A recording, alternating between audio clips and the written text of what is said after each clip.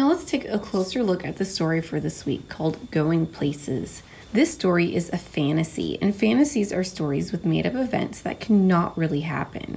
So as you read Going Places this week, look for events that cannot happen in real life, how pictures and words help you understand what happens, a lesson the main character learns, and the problem and solution to our story. So go ahead and pause the video, get out your My Book 3, and turn to pages 14 and 15. Now let's turn to page 16 in our book. I'm going to reread page 16, so follow along. Raphael had been waiting all year long for the Going Places contest, a chance to build a go-kart, race it, and win. When their teacher announced who would like the first kit, Raphael's hand shot up.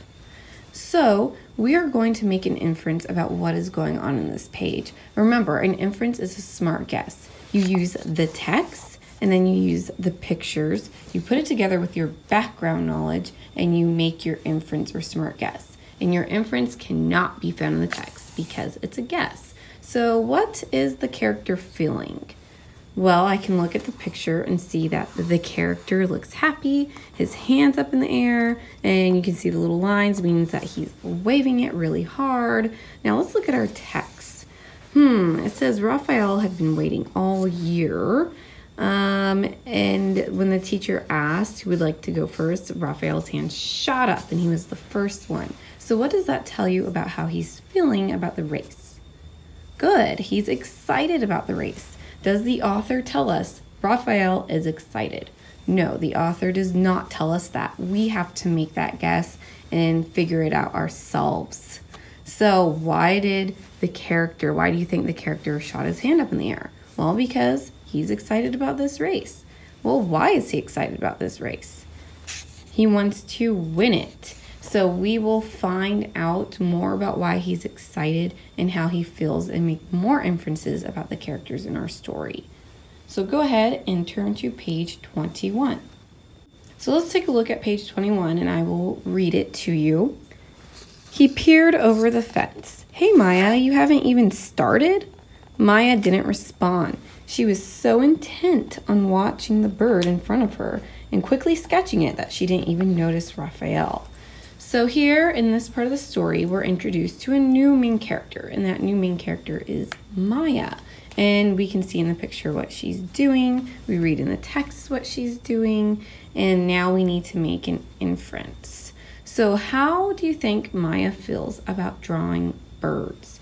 We need to make an inference about whether she likes it or doesn't like it, or if she enjoys it or not. So if we see in the picture, she's looking at the bird, she's drawing it on her notepad, and she's grinning, so that looks like she enjoys it. Now we need to look at our text, and it says that Maya didn't respond to Raphael because she was so intent. That means she was focused on watching the bird and quickly sketching it. So did she ignore Raphael on purpose?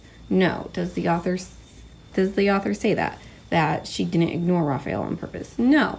Instead, we have to make a guess as to what she's doing, and she's focused on the bird, that she doesn't notice anything else. And then we need to also make an inference. We can make an inference about how she feels about drawing birds. So how do you think she feels? So we looked at the picture, we read the text, and then think about what you like to do. How do you look when you do something fun? You're probably smiling and really focused. Put that together to make an inference. What is your inference about Maya drawing the bird? Well, your inference should be that she enjoys drawing the bird. So you can say that I can infer that Maya enjoys drawing birds. How do I know this? Because the illustration or picture shows her smiling and looking at the bird. And the text also says that she was intent or focused on watching the bird to draw it. Now let's make one more inference and go to page 31. Now let's take a closer look at page 31 and make an inference. Let's read it again. They kept rolling clear across the race grounds. Maya slammed the brakes, stopping just short of the lake at the edge of the school field. Raphael noticed a startled frog leap from the lily pad and dive into the water. He raised his eyebrow and looked at Maya. She smiled.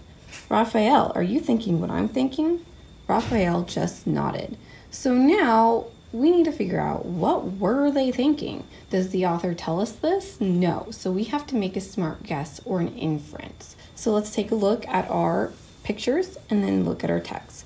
Also, use your background knowledge or try to remember what happened earlier in the story, before this page. So they stopped at the lake. They're both looking across it and smiling. Then they look at each other. They just got done doing a lot of traveling and adventure. They have a machine that can fly and wheels that can move. So what would you do if you were them? Would you just stop and call it a day?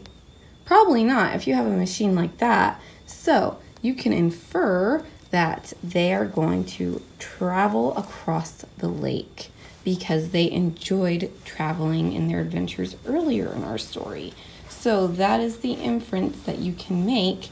And the author does not tell us this, so we just have to infer it. And then we can go to the end of the story and we can see, oh, your inference is correct, that they did end up traveling across. And the author shows us this in the illustration, but doesn't tell us in the text.